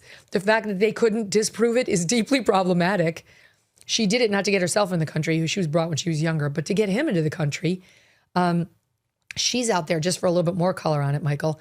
Of course, the reason we're talking about Somalia is because these Somalis who are now living in Minneapolis, who've taken over that city, have committed all that fraud that I mentioned in my sheet. Like 78 of the 86 people arrested for scamming the government out of over $1 billion in welfare checks are Somalis. They're sending these checks back home, including to Al-Shabaab, the terrorist group, according to City Journal. And now Trump's trying to get rid of them, anybody who's not a natural-born citizen doing this. And here's Ilhan Omar giving an interview to Jake Tapper, I think it was. Listen to what she has to say about that scam by her fellow Somalis. Watch. 273 is what I'm hearing. Okay. Can you shed any light on why the fraud got so out of control in Minnesota? I think what happened is that, you know, when you have these kind of new programs that are designed to help people, you're oftentimes relying on third parties to be able to facilitate. And I just think that a lot of the COVID programs that were set up, they were set up so quickly that a lot of the guardrails did not get created. It's COVID. It was the guardrails' fault. In the same way, if you drive your Porsche 150 miles an hour down the highway and you go off an embankment, it's the fault of the guardrails for not being able to stop you. It's not your fault. You know, I think COVID ate her homework. I think this is so, it shows you that there is no defense for this whatsoever, that Ilhan Omar, oh no, there were these programs and, you know, it was a really unfortunate. I mean, there was, you know, it rained that day and also, I forget, the power went out. And so it was all a big Hold on, you're telling me systemic community-wide fraud to the tune of an insane amount of money from the taxpayers going to fund in part terrorists overseas. That was all just like a big mistake. It was all just a big misunderstanding. No, this gets guardrails. If only we had the guardrails. This is what Trump was talking about. What makes Trump's commentary resonate so well, other than the fact that it's hilarious and true, is when he focuses on the ingratitude. Because the ingratitude to me is the cherry on top of this awful migration Sunday. You know, this is what really pushes the issue over the edge for people. Even if the Somalis were wonderfully grateful and happy for all the things that we've offered them, or the Afghans, or I don't know, all the people that we've let into our country, even if that were the case, there would still be massive, massive problems with all of the migration that we've had to deal with. The largest movement of people ever in recorded history into this country in the last 70 years. However, the fact that they come in and we give them everything and we tolerate them, and we tolerate in certain places the increase in crime, and then we tolerate all of the chain migration that goes along with it, that Wajahat Ali copped to, and we tolerate the breakdown in social solidarity, and we tolerate all of it, and then on top of that, they're ungrateful. And they defraud us, and they whine about how evil a country it is, and they whine about how we owe them more, and they whine about how our country was rotten from the beginning. That's what pushes people over. You say, look, we've been so freaking generous to you, we have harmed ourselves to be generous to you, and then you spit in our faces in such a particularly offensive way. We've had enough. No thanks. We're done. And I don't want to go there. You guys can go back to Somalia. I don't want to go there. I hope I'm never going there anytime soon, to quote Donald Trump. That's it. It's just enough. You know what needed to happen in that clip? Same thing that Adam Carolla did to Gavin Newsom in that very famous exchange they had years ago, where he just rolled him over his claims about homelessness in the city and tried to blame like racial disparity. And Adam just kept saying, what do you mean? Why? And he's like, well, they use check cashing places. Just the black people do. Why? He just kept trying to challenge these assertions of Gavin Newsom's, and Gavin was wiggling. It was so wonderful. Adam's great at it. And Jake Tapper needed to ask her, it's the guardrails. Why did the guardrails not invite the Americans to commit the fraud? What was it about the American neighbors to the Somalis in Minneapolis that made them not take advantage of the low guardrails? How is it the guardrails' fault? What is it about this particular community that saw the guardrails and made a different decision than their neighbors who were American born? Can you imagine? Have the fucking balls to ask that. Do that. That's how you make news. That's how you call out hypocrisy, lies, bullshit, nonsense. It was the dog, the COVID that ate my homework, excuses. It would have been so gratifying to watch. Megyn, of course it didn't happen. There was this awful story. There's a million of these awful stories, but a story about a so-called refugee, and a Somali refugee who raped a teenage girl. And so he was being booked on this, and the local Islamic Center wrote a letter in his defense and said, no, he's great. We really like him. He's a good family man. Not a lot of good family men I know rape teenage girls, but said, no, he's really great. And the key to it was, they said, and he's just having trouble assimilating to this new culture, adapting to the new culture. And if your culture is such that not raping teenage girls poses a problem of assimilation, then I guess we just can't take that culture in. People who were brought up in that culture, it's a no. Sorry, we're full. Yeah, Homer Simpson. On the subject of attacks on young girls, women, on this show yesterday we featured Amelia Lewis, the NYU student who was attacked on Monday by that homeless guy, where she was heading to class at 9:30 in the morning in Manhattan at NYU. And her pal, who's a family friend of ours, Summer Armstrong, went to the local liquor store in front of which it happened and asked them if they had tape. And God bless those guys. Excuse me. They checked and they did. They put it online. I tweeted on X, yada, yada. They caught the guy. Serial sex offender. Had just gotten out of 2 years in jail for sexual assault. This could have been far worse. Now it emerges today. He had been squatting in NYU housing. Look at this report from ABC7 in New York, SOT 23. And what about news from police that the man was a squatter in NYU housing? Oh my God, I did not know that. And had apparently, according to police, broken into 4 other apartments to take things to live in the other apartment where he was squatting. That is crazy. I did not know that. I literally dorm right on that street and I walk that street every single day. And now to find out that he was living as a squatter, apparently, according to police, in NYU housing? Yeah, I mean, that's just extremely shocking. Extremely shocking is right. Now we also find out he has a history of mental illness, failed to report to his parole officer, had multiple arrests, more than 16. He committed 4 burglaries in the same building, all from around 1 a.m. Tuesday, cops said. She was attacked on Monday. The theft victims included a 20-year-old man who woke up to find that his suitcase and backpack were missing. Another man, 29, had his backpack, 3 laptops, and headphones stolen. A 58-year-old woman had $3,000 in items taken. A 4th victim, a 58-year-old man, reported having his yoga mat and a water container stolen. Investigators tracked one of the missing laptops, discovered it was still inside the building. The laptop tracker led them straight to this guy, Rizzo, who was alone in a vacant penthouse surrounded by the items that were stolen. Even the NYPD, not the NYPD, but even the DA's office of Alvin Bragg should be able to prosecute that crime. And then they said when he was arraigned on Wednesday night in Manhattan Criminal Court, his defense attorney requested that he be sprung on supervised release, arguing this career criminal had long suffered from housing instability. Maybe his culture was making it difficult for him to assimilate. It's kind of one of those things. No, his housing instability and mental illness made it difficult for him. And he was ordered held without bail. But your thoughts on the latest on here? Housing instability. So he ends up at NYU. One of the more shocking aspects of this story, that has a lot of them, is that this freaking guy got some of the most expensive apartments in New York. Can you imagine how much that apartment must cost? That's a nice area around NYU. This guy's just squatting. How many people in New York would kill to get any apartment like that? Anyway, that's a symbol actually of the broader problem, which is that New Yorkers are subsidizing the housing of people who do not deserve it, including notably many foreigners. It's just so pathetic.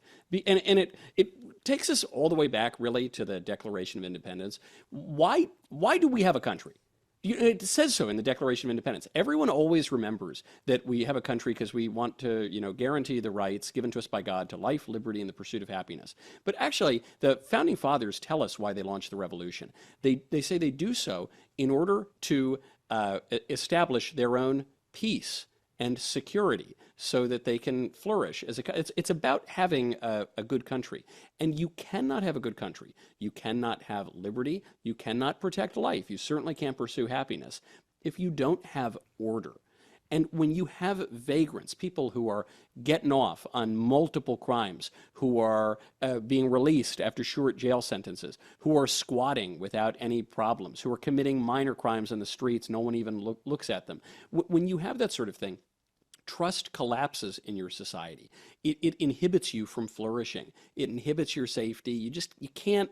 I mean, this was why Giuliani was so successful in New York with broken windows policing, is he said, look, we want liberty, we want flourishing, but first you have to have order. And order has just totally broken down, certainly in the American cities, but in the country broadly. And so I just think the liberals who are opposing law enforcement right now, what they're undercutting is not just, one aspect of the law. They're undercutting all of our liberty, all of our flourishing, the whole notion that we could have a country. And they're given expensive apartments to lunatic criminals like this. Yeah. I mean, NYU, I'm sure, is doing a full-throated investigation now of how this guy was able to squat in campus housing. And I will say this, Michael, because both Amelia and Summer were on the show yesterday. And Summer had also been attacked on the streets of New York last May, wailed in the face by someone. And I know Summer and her family very well. I did not know about this story. And she told me it was because she was traumatized she was humiliated. And I think that's the instinct of a lot of people. There's like a shame when you get victimized. I don't know why that happens, but it happens. It's backwards. Of course, there's nothing to be ashamed about. But I get it. And I think even like the tape of it was jarring for her, was upsetting to her. In any event, it was a different assailant. But both of these girls had been attacked and assaulted just walking around New York City. I realize New York, it's not like going to college at the University of Alabama, which is amazing and pristine. But, this is a major metropolitan city, NYU. But still, New York City used to be relatively safe. Under Bloomberg and Giuliani, it was safe. And now what we see is, you're going to see Amelia on this tape in a minute. She circled herself in red after getting the videotape. And you see the assailant come get her. Look at her. It's broad daylight. It's a crowded sidewalk. He knew tons of people would be there. He runs up to get her and wails on her. And then when she goes down, pulls her by the hair. And the people are horrified. And it is a falling apart of the basic covenant of just being a citizen in a free country, that this isn't supposed to be able to happen. And there is a way of stopping this. A serial criminal arrested 16 times, just out of prison, mental illness, yet again we see. We had the police commissioner of NYC saying before all this, there's only so much the cops can do about mental illness. And she's right. We need to lock these people up in facilities from which they are not allowed to leave, even if they haven't committed a crime. I'm sorry, but the rest of us have rights as recognized by that declaration you mentioned that are not being protected. Yes. Hang on, Michael. I'm sorry. I want you to respond to this, but the FBI presser, of course, is starting right now. Stand by. Watch. Good afternoon.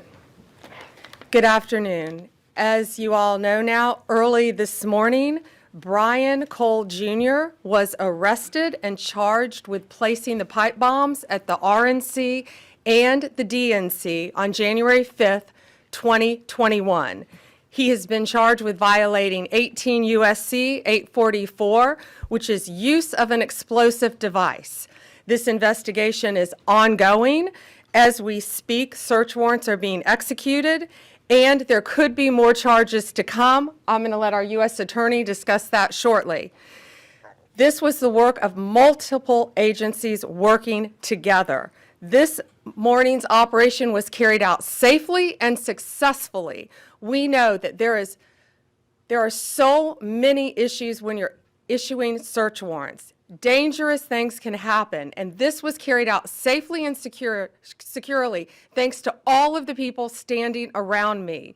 They have worked tirelessly on this. Today's arrest happened because the Trump administration has made this case a priority. The total lack of movement on this case in our nation's capital undermined the public trust of our enforcement agencies. This cold case languished for 4 years until Director Patel and Deputy Director Bongino came to the FBI. The FBI, along with U.S. Attorney Pirro and all of our prosecutors, have worked tirelessly for months, sifting through evidence that had been sitting at the FBI with the Biden administration for 4 long years.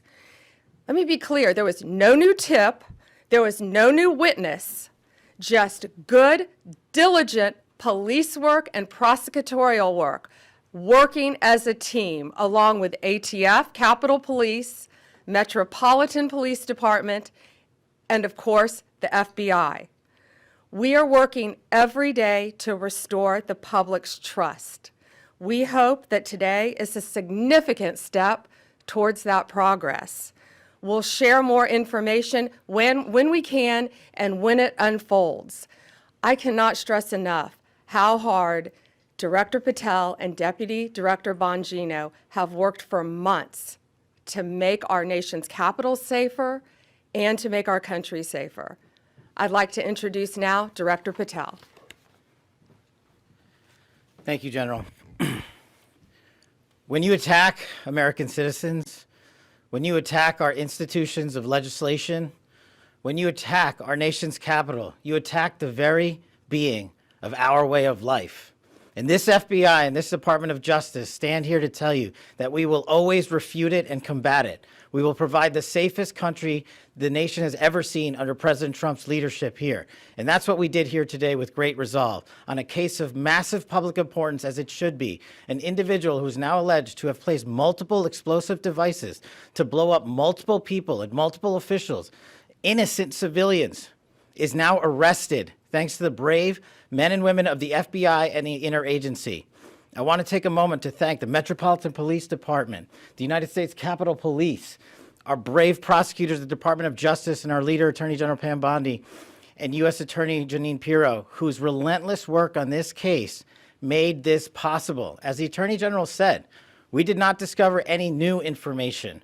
What we did, an investigation spearheaded by the Deputy Director and the ADIC of our Washington field office, brought in a new team of investigators and experts, re-examined every piece of evidence, sifted through all the data, something that the prior administration refused and failed to do.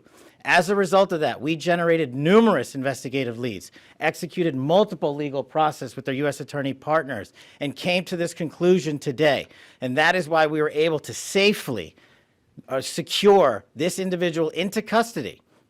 Remember, we are dealing with an individual who is alleged to have made bombs. We cannot do this sort of takedown in haste because it endangers the lives of law enforcement. And this FBI will never allow the lives of law enforcement and our prosecutors to be put in jeopardy. This execution was flawless in terms of teamwork, resilience, and just a good old-fashioned way of police getting the job done. When you let good cops be cops, this is what happens. I'm eternally grateful to the team behind me, to the leadership at the FBI who made this possible. But I do want to highlight, when I introduced the deputy, he made this case and so many others, including Summer Heat, his priority to come in here and solve it for the American people. And today, I'm proud to stand here before you and say, we solved it. He will have his day in court. The American public and the world will learn even more information through the legal process, as we have committed under this Attorney General. We are the most transparent law enforcement operation in U.S. history, but we are also going to make sure accountability is delivered to its fullest extent, and that happens in the courts of law with our U.S. attorneys and our prosecutors. So we will divulge information when it is prudent and constitutionally permissible, while upholding the safeguards of this case to make sure that the people that this individual intended to victimize get the accountability they deserve, and most importantly, to deliver on President Trump's promise to secure our nation's capital and the rest of the cities in this country, to make sure that Americans are allowed to go out free and securely in their neighborhoods, and that people around the world are allowed to visit our nation's capital, and they now have that trust thanks to the leadership of the FBI, the Washington field office, and I'm honored now to introduce to you Deputy Director Bongino, who spearheaded this investigation. Thank you all for being here for this critical investigation we've been working on for a very long time. We deeply appreciate it. Thank you for the kind words, Attorney General and Director. I appreciate it. Folks, this is what it's like when you work for a president who tells you to go get the bad guys and stop focusing on other extraneous things not related to law enforcement. This is what happens. We had a great team. I know it's said a lot in this business. It was a team effort. It becomes cliche, but cliches are useful for a reason because they matter. And this was a team effort. The director and the attorney general emphasized that it was not a new public tip this came from. This was our internal work at the FBI. And I want to just really express my sincere.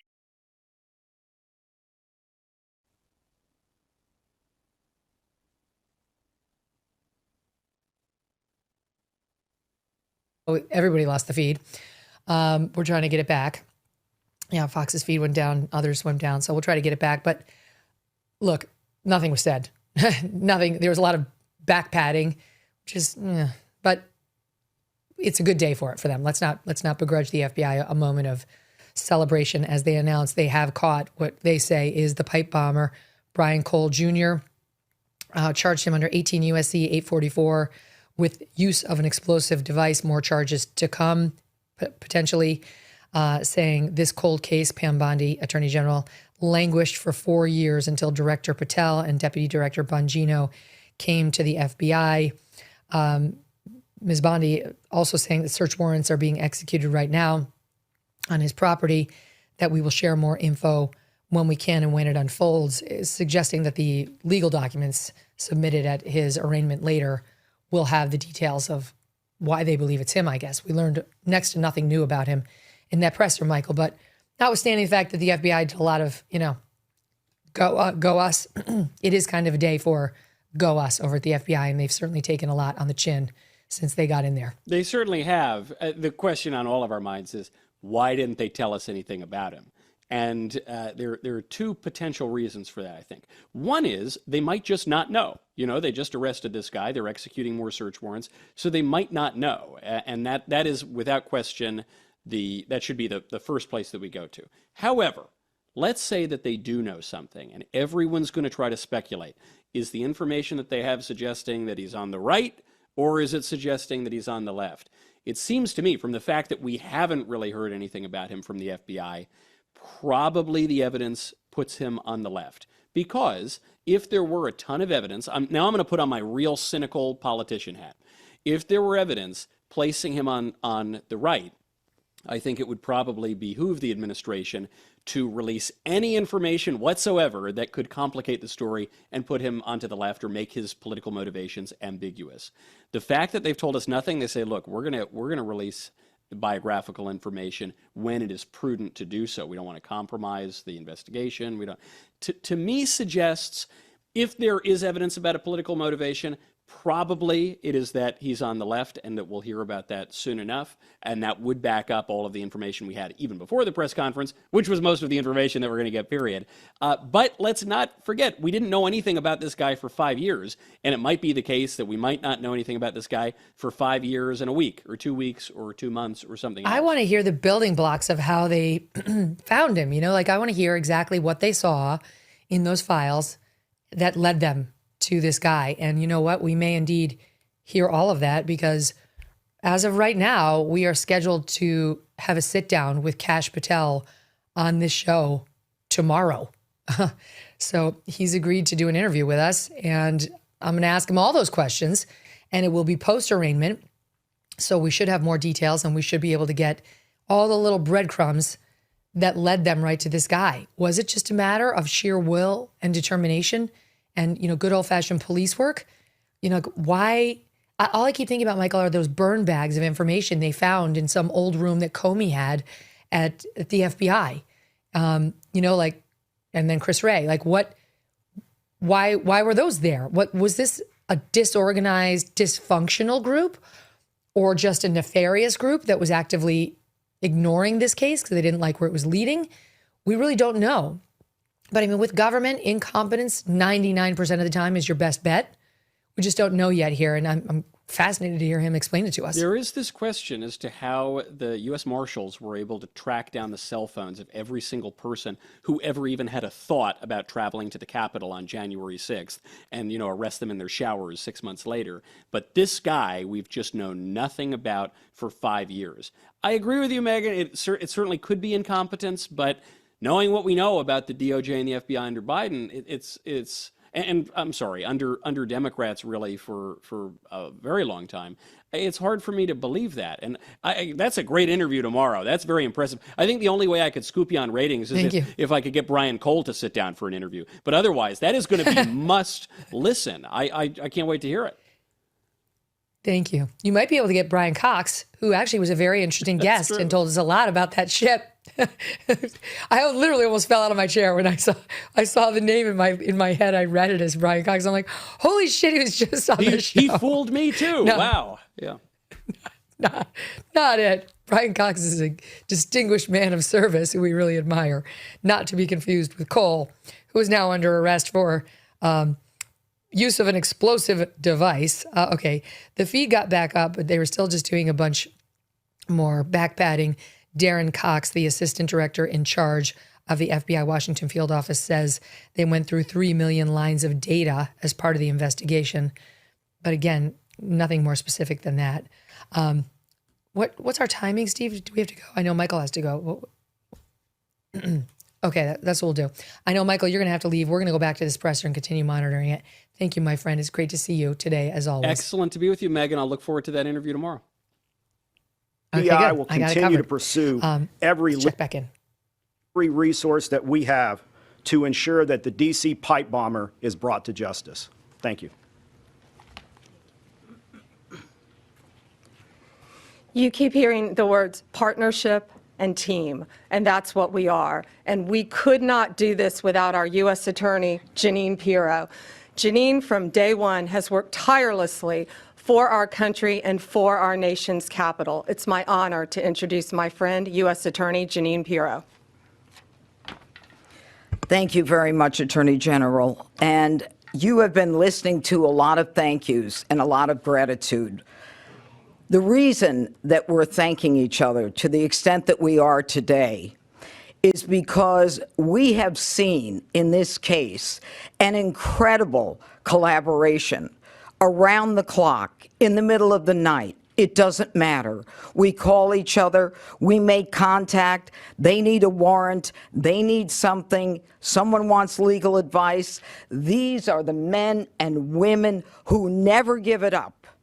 You hear about government employees, but I don't know if you really realize what it is that they do. They are incredible, and this case is big. 4 years, 10 months, and 28 days ago, she's not wrong, an individual placed a bomb in the vicinity of both the RNC and the DNC. And for that amount of time, that individual evaded accountability. Today, as a result of the cumulative efforts of the men and women in the FBI and the police department and the Department of Justice, we are finally able to make an arrest of an individual by the name of Brian Cole.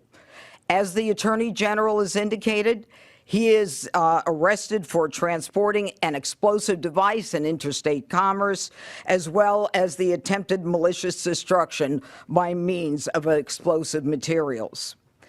You know, folks, this case involved millions of pieces of data. And it is a huge win because it was like finding a needle in a haystack. So much of this evidence was very specific, but a lot of it was also very general. For example, there were 233,000 black end caps of the type that were used in this case. I want you to think about the fact that the FBI had to go through the sale of every one of them to try to find commonality with an individual, along with the purchase of the pipe itself, the cap ends, the wires, the steel, and the 9-volt batteries. Every one of those had to be mined and remined to the point where we were able to then connect. And make no mistake, it was this administration, it was this president who made the decision that we were going to use all of our efforts to get it done, and get it done they did. Finally, let me say this. Today begins the formal process of accountability, where this defendant will begin his journey through the criminal justice system. And I pledge to you that the United States Attorney's Office will take this case across the finish line. Again, thank you to the incredible work of the FBI, to the Attorney General, and to our local partners as well. This is a job that I think was well done.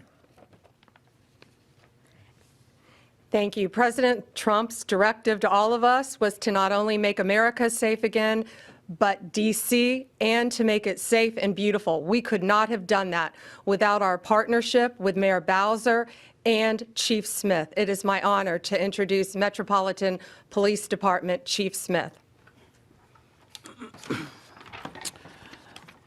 Good afternoon, and thank you, everyone. I am Chief Pamela Smith, Chief of Police of the Metropolitan Police Department. Thank you, Attorney General Bondi, U.S. Attorney Jeanine Pirro, and FBI Director Patel for having me here today. For nearly 5 years, the agencies standing here today have worked together under the leadership of the FBI to locate our suspect who is responsible for the 2 pipe bombs that were placed around our city. MPD members assigned to the FBI's Joint Terrorism Task Force have supported this case from the beginning. That supports include looking, reviewing, and going through countless, probably thousands of hours of CCTV footage from around the DNC and RNC headquarters, and they followed up on hundreds and thousands of leads from members of our communities. What I will say today is that Washingtonians can rest easier today knowing that the suspect responsible for this act is now in custody. This morning's arrest is yet another reminder that committing any act with the intention of harming the residents and visitors of the District of Columbia will result in your arrest. The men and women of the Metropolitan Police Department, the FBI, the ATF, the U.S. Capitol Police, and certainly the prosecutors at our U.S. Attorney's Office will go to the furthest length. I heard somebody say to the end of the earth, but thank God we didn't have to go to the end of the earth today, that we were able to bring this subject into custody.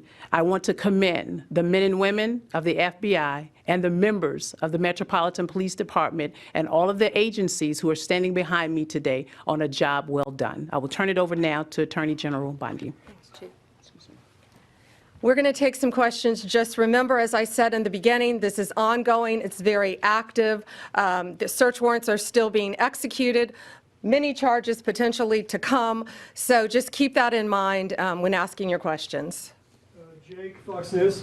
So you said it had been nearly 5 years, we all know that, and that you said there have been no new evidence. So can you say anything about the evidence that actually did lead to this arrest? And then secondarily, you're talking about additional charges possibly. Can you say what those you might be considering, or terrorism charges, or what? We can't discuss new charges, of course, yet, ongoing. But what I will say is this is why this was so incredibly important, more than any other case, is this is in our nation's capital where this happened. And now, thanks to the FBI, we know that this defendant was living just miles away from here in Virginia. So as to the evidence in the case, I'm going to let Director Patel take that, but it's still very active and very ongoing. Thank you, General. And as I stated earlier, and as the General has already reiterated, our job is to provide full accountability in the court of law with Judge Pirro's team. And in order to do that, we have to preserve the chain of custody and evidentiary value. What I will say generally is that when you go through 3 million lines of information, y'all can think about the amount of cell phone data that has to be ingested and triangulated and dumped and received. You also have to think of just sheer human ingenuity. We brought in a team of experts who were the best at what they do in their specific fields to reevaluate that evidence, to dive back in, and to not come back with a no for an answer until they had found the suspect. And when you develop evidence, you get a search warrant. And when you get a search warrant, you get an address. And when you get an address, you hit the house. And that's what we did. Sadie, Wall Street Journal. Hi there. So what can you tell us about this person's motivations and whether they were driven by politics or for any other reason why? Right now it's ongoing. Again, we just executed the search warrant early this morning. It's ongoing. But America's safer, DC's safer because he's in custody. Mary Margaret, Daily Wire. Thank you so much. So any theory on why Kamala Harris has never mentioned coming within 20 feet of being assassinated, and any news on why her Secret Service team took so long to find this bomb at the DNC? No, but what I will tell you is that evidence has been sitting there collecting dust. This wasn't a new tip. It wasn't some new evidence. It was the hard work of President Trump's administration, Deputy Director Bongino and Director Patel. I watched them from day one come in here and say, we are going to solve this crime. And they did, working hand in hand with U.S. Attorney Pirro and all of our great attorneys. Pierre, ABC. General Bondi, Director Patel, or Deputy Director Bongino, can you describe, was there a particular moment where the evidence is coming in and it's starting to look like progress is being made? What was the moment that you knew that you were on the road to solving the case? Dan, you want to take that? Yeah, sure. I was smiling at you because I certainly remember the moment. Darren remembers it too. He said, "Are you sitting down?" Called me on the phone. I said, "Oh boy, why? Is this bad news?"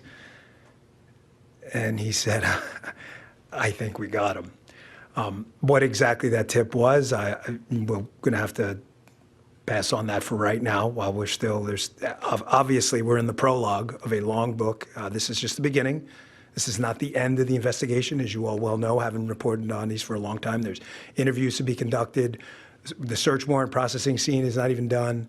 So we're at the early stages. So that's the only reason I hesitate to tell you what the exact tip was. But yes, that was absolutely the moment. And it was due to the diligent and incredible work of a team in the Washington field office that came in and just scoured through this over and over and over and over again. In general, was it forensic? Was it a phone call? Was it something about a vehicle? We'll just leave it generally forensic evidence. Yeah, it's fair enough to say. Excuse me? How long ago that was? I'd rather not say because of the ongoing interview process, and I don't want to. Say one thing? Yeah, of course. I just want to add something to tell you how thorough this team was. That moment that was kind of like the aha moment, that wasn't the end. This team continued to work and work and work to get every bit of evidence that we could get. We didn't stop at that moment, and that's a testament to the fact that the team wanted every possible piece of evidence that they could gather. One more? One more, Kelly O'Donnell, NBC. Thank you so much. Have you recovered the notable sneakers? Have you done surveillance of this suspect from that aha moment to when you exercised the search warrants today?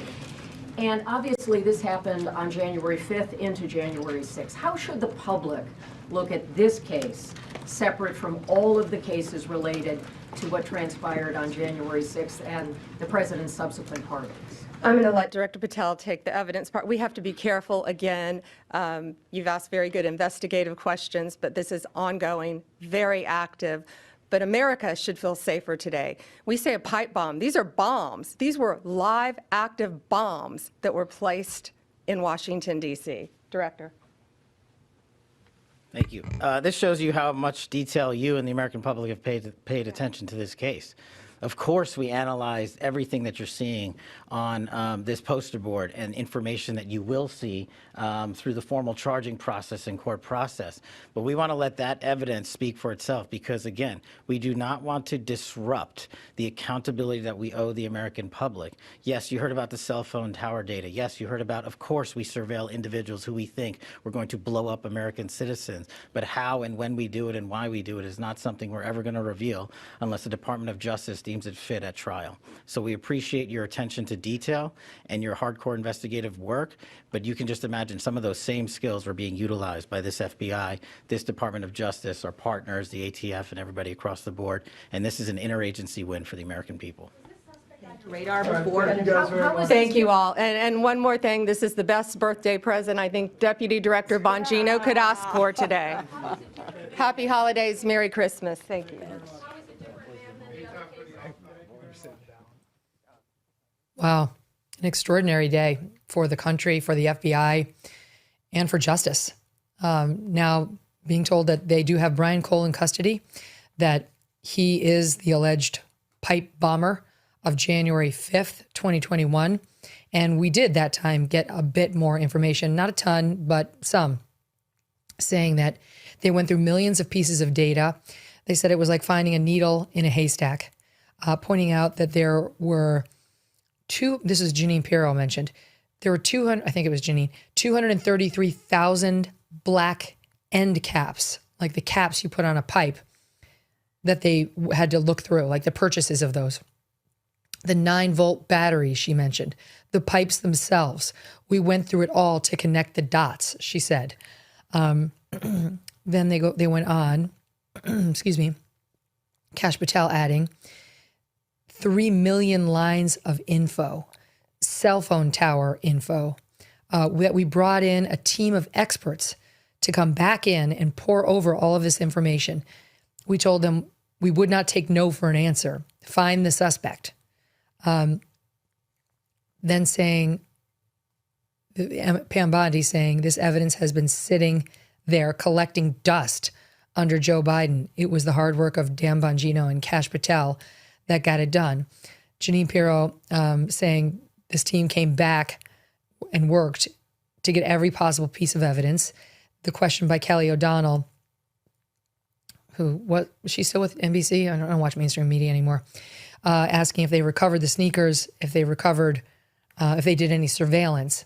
And Cash basically saying yes without saying yes. He said, this FBI absolutely does surveil someone who wants to blow up hundreds of thousands of Americans and uses cell phone tower data too. You can assume some of those techniques were used in this case. We're going to learn more today. I believe we're going to see we'll have an arraignment. We'll have some court proceeding later today. We'll see the supporting affidavit in support of the arrest by the arresting officer, the FBI agent, similar to the way we did in Brian Kohlberger. And that will spell out exactly how they got the arrest warrant for this guy. So we're going to know a lot more by the time Cash, hopefully, will be sitting down with us this time tomorrow. He's agreed. Just, you never know. He's busy. Then there was that great moment where the reporter asked, it was a clever question because they weren't answering any of the substantive questions. So he said, can you at least tell us what the moment was like when you realized, OMG, I think we got him. And Dan Bongino telling the story about being called by one of the fellow FBI supervisors who asked Dan, are you sitting down? Dan thinking it was going to be bad news. And the guy saying, I think we got him.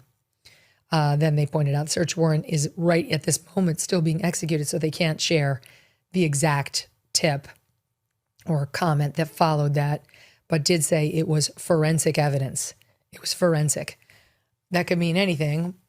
I'm not sure exactly what it means. It sounds like it goes back to the analysis. They were taking the pipes, they were taking the cap ends, the 9-volt batteries, all these things that had to be purchased, and they, I guess we're assuming it was purchased in the metropolitan DC area. They probably started there. And then you try to see whose credit card paid for what. You try to match up those receipts. There'd be millions of them, 233,000 for the black end caps alone. Cross-reference, trying to figure out whether, one person is on more than one list. And before you know it, you've got maybe a couple of profiles.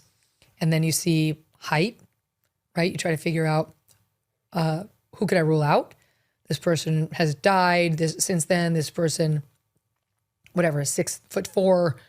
This person has a travel record stamped by immigration showing he was in Italy at the time, right? That kind of thing. I mean, that's old-fashioned police work. That could get you a very narrow list. And then possible surveillance. I mean, one of the things they said they were concerned about is if they're executing the active search warrant right now in this guy's backyard, they're worried about bombs. I mean, this guy clearly knows how to make them if this is the right man. And so everyone needs to be careful. The agents who are on site are potentially endangered. So are the dogs. So is the neighborhood. And so everything has got to be handled just right. And I think they handled this well because they needed to tell people that they made an arrest. It was going to leak anyway.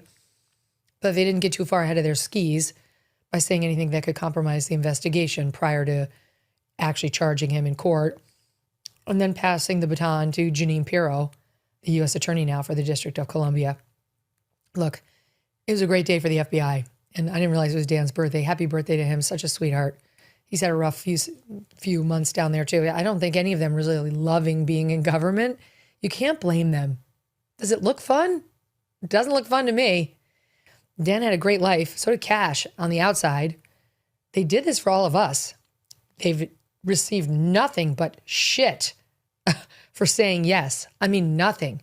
Like people turned on them in an instant, suggesting they'd gone deep state because they came out on Epstein and said, like, we actually think he did kill himself. They were not to be forgiven for drawing that conclusion. It's been really crazy how people have reacted to them. I think they're trying to do their job as law enforcement officers. It hasn't been flawless, but it's been very solid. Those arrest stats that we read the other day from Cash were really impressive. And this is amazing, assuming they have the right guy. And that'll play out, but this is amazing. Thank God this person is under arrest. This was a crime that should not have gone punishment-free and without identification of the suspect. Who knows what this guy would have done next? Who knows whether that would have been his last alleged crime? And I, for one, can't wait to find out exactly what it was that led them to him. Okay, I'm going to hand it over to my pal, Emily Jashinsky. She's here. She's going to be hosting the Megyn Kelly Show wrap-up program. And there's so much to discuss. Can I talk to Emily, or is that not possible? Have we not figured out that technology? I can't talk to her. Only you can talk to her. So you can call in now and talk to one of the EJs, Emily Jashinsky, host of the MK Wrap-Up Show. Thanks to all of you for listening. Don't forget to tune in tomorrow when we believe we will have Kash Patel live.